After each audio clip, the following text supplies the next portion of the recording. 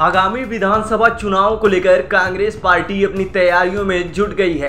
इसी कड़ी में राजस्थान के उदयपुर में 13 से 15 मई तक कांग्रेस ने चिंतन शिविर का आयोजन किया है, जिसमें 400 से ज्यादा कांग्रेस के नेता शामिल होंगे। और सबसे खास बात तो ये है कि इसमें ज्यादातर युवा नेता हैं। लेकिन शिविर से पहले कांग्रेस नेता सचिन पायलट ने बड़ा बयान दिया। उन्होंने कहा कि कांग्रेस युवाओं को नेतृत्व में आगे रखने की हमेशा कोशिश करती है। चिंतन शिविर में शामिल हो रहे आधे डेलीगेट्स की उम्र 40 साल से कम है। आला कमान ने ग्राउंड रिपोर्ट लेने के लिए युवाओं को तवज्जो दी है।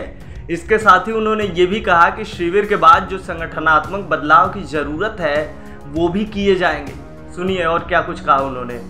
और देश भर के, जैसे मैंने कहा, 425 से 420 हम सब नेता इकट्ठा होंगे।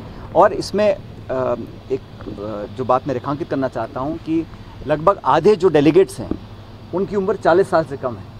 तो युवाओं को प्राथमिकता दी है ताकि जो ग्राउंड का फीडबैक है वो सीधा उन युवा नेताओं से लें जो देश में उत्तर पूर्व में, दक्षिण भारत से, जहाँ से भी हमारे युवा साथी आते हैं, अग्रिम संगठन के लोग हैं, प्रवक्ता हैं, उन सब से ग्राउंड रिपोर्ट लेकर अपनी आगे की रणनीति को तैयार करने में ये शिविर बहुत अहम साबित होगा। और मुझे लगता है कि इस शिविर के पश्चात जल्द संगठनात्मक जो चेंजेस सरकार को, पार्टी को करने हैं वो भी करेंगे।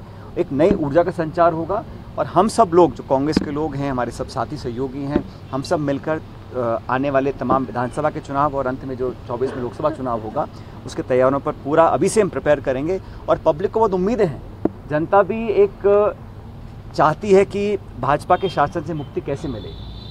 1 या 2 राज्यों में चुनाव जीतने से मतलब ये नहीं है कि भाजपा को क्लीन चिट मिल गई है, उनके सारे पाप धुल गए हैं। जिस प्रकार से एक आक्रामक राजनीति हो रही है, आरोप प्रत्यारोप की राजनीति हो रही है, जाति धर्म बिरादरी के नाम पर लोगों को उकसाया जा रहा है, देश के अनेक राज्यों में अलग अलग वारदातों को अंजाम दिया जाता है, उसकी निंदा कोई करता नहीं है।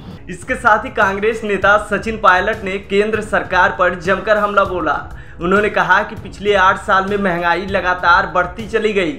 इस वक्त देश में महंगाई चरम सीमा पर पहुंच गई है। सिलेंडर, डीजल, पेट्रोल के दामों में लगातार बढ़ोतरी हो रही है। बीजेपी को राष्ट्रीय स्तर पर अगर कोई पार्टी मात दे सकती है तो वो सिर्फ कांग्रेस ही है।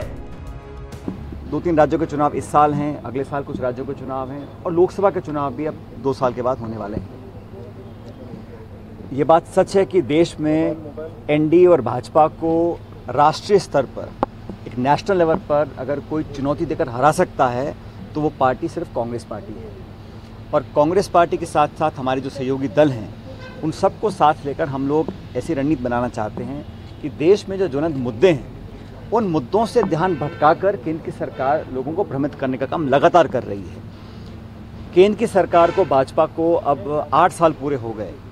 इन 8 सालों का लेखा जोखा, उसका श्वेत पत्र, उनकी परफॉर्मेंस रिपोर्ट वो आधार होनी चाहिए भाजपा को आगे अपनी राजनीति करने के लिए।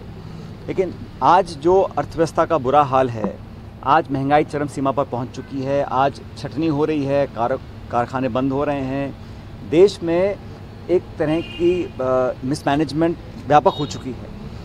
बजाय उसका जवाब देने के या अपनी कार्यप्रणाली को ठीक करने के, भाजपा की राजनीति रही है कि देश में हमेशा आरोप की राजनीति करें। आज भी गैस का सिलेंडर जो 1000 रुपये का हो गया, पेट्रोल डीजल 125 रुपये लीटर पहुँच गया, खाने के सामान की चीज़ें महंगी हो रही हैं, आज भी वो पीछे मुड़कर यूपीए सरकार को, मनमोहन सिंह जी को और कांग्रेस पार्टी को दोष देते हैं। इन 8 सालों में आपने क्या वैकल्पिक व्यवस्था तैयार की है उसका कोई जवाब आता नहीं है। आपको बता दें कि देश के 2 राज्यों में इस साल के अंत में विधानसभा चुनाव होने हैं, जिनमें हिमाचल प्रदेश और गुजरात शामिल है। ऐसे में कांग्रेस अब पूरी तैयारी के साथ विधानसभा चुनाव लड़ने के मूड में है। चिंतन शिविर में आगामी विधानसभा चुनाव को लेकर युवा नेताओं से फीडबैक लिया जाएगा। उसके बाद आगे की रणनीति तय होगी। इस खबर में फिलहाल इतना ही। अपडेट्स के लिए बने रहिए वन इंडिया हिंदी के साथ।